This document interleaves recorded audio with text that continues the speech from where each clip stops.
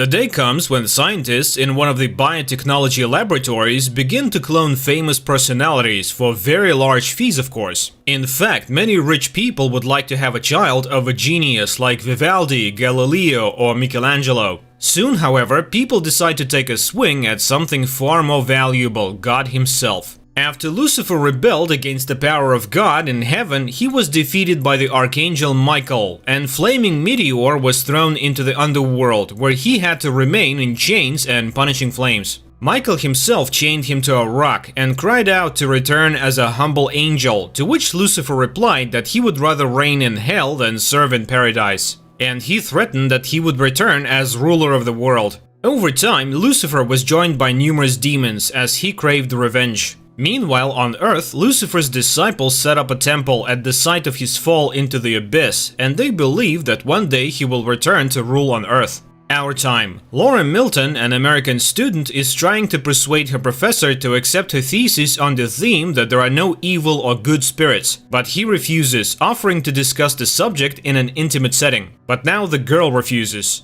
At the same time, a rare exhibition begins at the museum, the Shroud of Turin, which contains the DNA of Jesus and is a record of the fact of his resurrection. Everything is on display. Laura enters the museum after receiving a pass, a badge from a priest she knows. Marconi explains that Christ was wrapped in the shroud the day he died, but that when he rose from the dead, his body shone so brightly that his imprint remained on the cloth. Thus, the shroud is a picture of Jesus. The priest then escorts Laura to the statue of the Archangel Michael, who has been brought to the museum to guard the shroud. The War of the Angels was the first war and the first evil, but Laura disagrees. Evil is not an external mystical force, it is a personality. And when trouble happens to loved ones, it is foolish to blame the devil. But Marconi is sure that only Michael stands between the devil and men. There are many prophecies that Lucifer will return, but the father hopes that he will not find a way out. The priest leaves to go about his business, and Laura gets comfortable and begins to draw. Suddenly, she hears her name, but no one is around. She calms down and continues to work.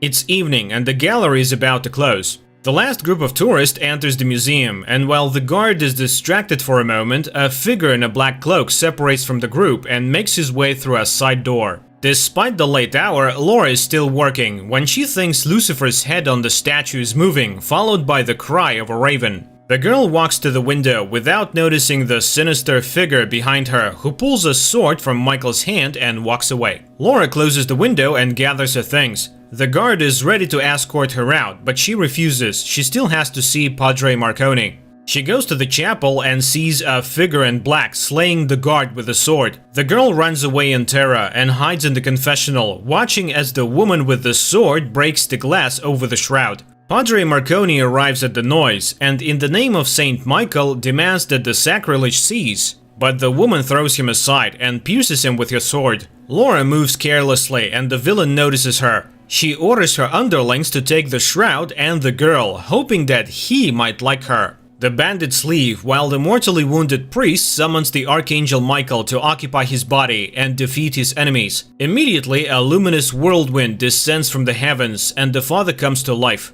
He tries to catch up with the villains, but they drive away. The plot is moved to a private auction, where one of the scientists, Dr. Laurent, explains that he has managed to create a procedure by which he can grow babies from the DNA of great men, thus resurrecting the most prominent figures in the history of mankind. And as proof, he presents the reincarnation of the great Vivaldi and his proud parents. The next lot, he presents the new Michelangelo Buonarroti, and the whole rises in a burst of delight. The bidding begins when a woman in black appears in the gallery and beckons to the doctor. He rushes to her call. The pair travel to the Devil's Castle, where the doctor sees the shroud. At last, Lucifer will have a decent home. Meanwhile, Laura is dragged into some room, where several girls are already sitting in chains. All of them are horrified by what is happening and do not understand why they are there. A few men enter, take a blood test and photograph Laura, while Father Marconi, or rather the Archangel Michael in his body, makes his way to the guard room, where two monks are watching the murder videos.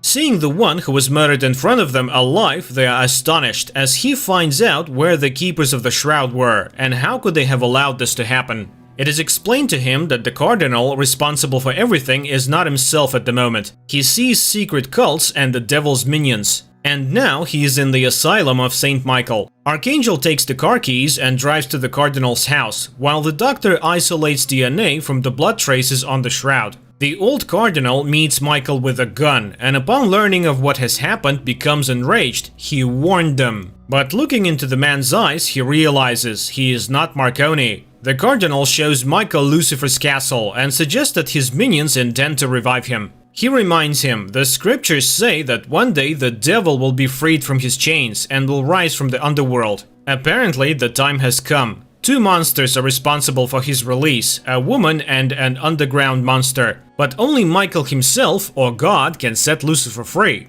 The devil's minions have offered him the bodies of virgins for centuries to get a vessel for the devil, but human bodies are too weak. Although there was one woman in history who was able to bear and give birth to a son of God, and today science is ready to open the gates to the devil using Christ's DNA. Michael asks to be taken to the castle. Meanwhile, the girls try to devise an escape plan and share their experiences. It turns out that Laura's husband and son are dead. Instruments inform the doctor of a successful DNA extraction, and the walls in the underworld begin to crumble, heralding the devil's release. While the doctor informs Liz of a complete match of all the right parameters with Laura's body. And the women wait for the attendants to arrive and pounce on them. It seems that they will succeed, but another group rushes to the rescue and the girls are dragged into the laboratory. They are laid on tables, and despite desperate resistance, fertilized eggs are injected into their bodies. Liz convinces Laura to put up with it, for Lucifer is bound to like her.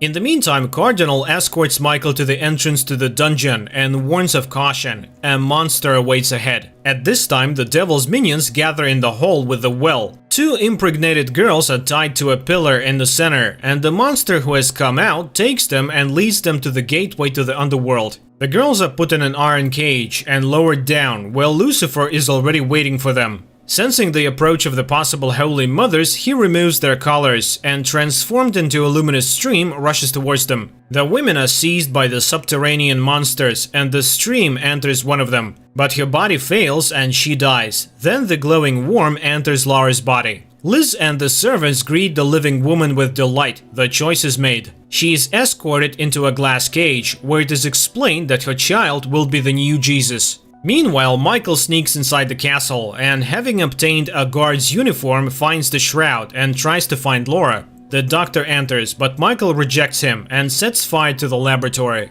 He finds Laura, but the woman realizes it is not her longtime friend. She runs away. The Archangel has to run after her. He manages to drag her into a storage room, where he explains who he is and finds out exactly what was being done to the woman. The couple escapes when Liz is informed that the shroud is missing. She gives an order to detain Laura at all costs, and the guards rush in after her. Laura and Michael, in the meantime, try to hide from the underground monster in narrow passages, but it catches up with them and attacks the Archangel. And while he wages a hard fight, Laura is grabbed by the guards. The enraged woman threatens Liz to kill herself and the child, and she orders her to be taken to a cell. Meanwhile, Michael is captured and put on a chain in the dungeon, while Laura is tied to a bed. Liz is willing to do anything to keep the baby. After gathering all his strength, Michael breaks the chains and frees himself, while the castle guards search for the shroud hidden in the dungeon. The monster manages to see the Archangel descend into the underworld. After reaching the bottom, he's attacked by the imprisoned souls and discovers that Lucifer has been freed and his sword is missing. Then the demon of greed, Mammon, flies to him and announces that they will soon close the gate and Michael will remain here instead of Lucifer. And he scoffs at his foolishness to come down in a mortal body. The Archangel is chained to the rock with Lucifer's sword. Laura, meanwhile, sees her child in an ultrasound, and he suddenly calls out her name. The woman wakes up terrified and sees Liz nearby, who finds out what Lucifer told her, and then tells the story of a brave warrior and a tyrant who were equals. But the tyrant wanted the warrior to be his slave, but he refused, and soon he would rise up and join the fight. Laura speaks unflatteringly of the demon, for which she is slapped in the face. After which Liz explains the transformation happening to her body by the need to make it comfortable for the divine child. But the woman doesn't want to accept her imposed role as the mother of an incomprehensible creature. Meanwhile, the people who were given to Lucifer come to Michael, pronouncing the oath, "Saved one, saved all," and questioning him about his origins.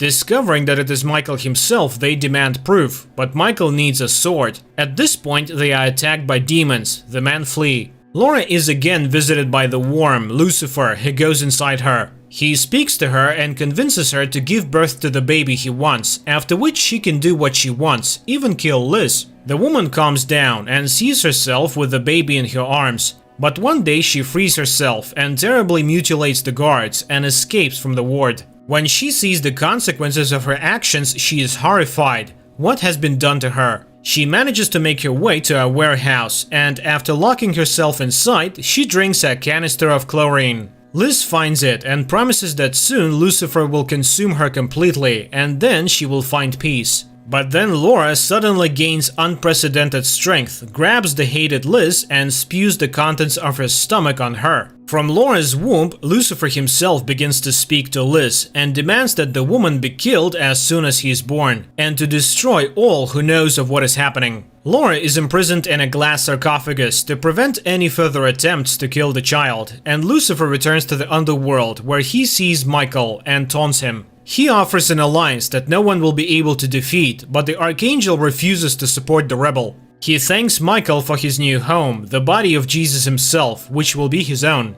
Lucifer flies away, and the Archangel suddenly realizes this is not at all what he thought. It is not the devil, but God who has chosen Laura. She will give birth to Christ, not the devil's vessel. He asks the people to bring his sword, but the demons are close and the sword is heavy. But two men risk their lives to bring the weapon, and Michael is set free. He dispels the demons and promises to return for his saviors. Michael returns to Earth and finds the shroud. Then he goes to Laura's sarcophagus. He is horrified to see her change and tries to tell her that this child is not evil at all. It is he who will defeat the devil. But Laura gets out and throws Michael away. Then she stands over him and tells him that the waters are already breaking. Searing jets pour out on the Archangel and he screams in pain. Losing his strength, Laura places Michael in her lap and demands that he kneel. He refuses and the woman sinks her fingers into his neck. With the last of his strength, Michael promises that the devil will not be able to control the child. He is the one who will defeat Lucifer because the blood of Christ does not flow and good is always stronger than evil.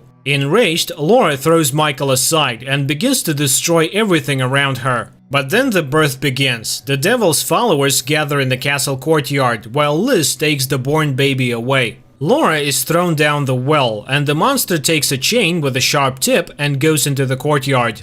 Liz brings the baby out and shows it to the assembled people. The end of God's tyranny has come. She orders the people to kneel and calls upon Lucifer to receive the baptism of blood. At the same moment, the monster begins to spin his terrible weapon, crushing everyone in the courtyard. At this time, Michael comes to his senses and goes out into the yard as the doctor kisses the baby and dies under the blows. Liz carries the baby away, and Michael finds Laura, who has managed to hold onto the edge of the well, and pulls her out. The pair catch up with Liz's car, and while Laura picks up her baby, Michael calls him the god who chose his mother. He asks the woman to find the cardinal and goes to the well himself. He seals the entrance to the underworld, where all the demons of hell have rushed, but the monster rejects him and opens the gates again. And then Michael detonates the explosives he said earlier. The castle explodes, to the great joy of the cardinal. A bit later, the cardinal and Laura, with the child in her arms, come to the temple and return the shroud.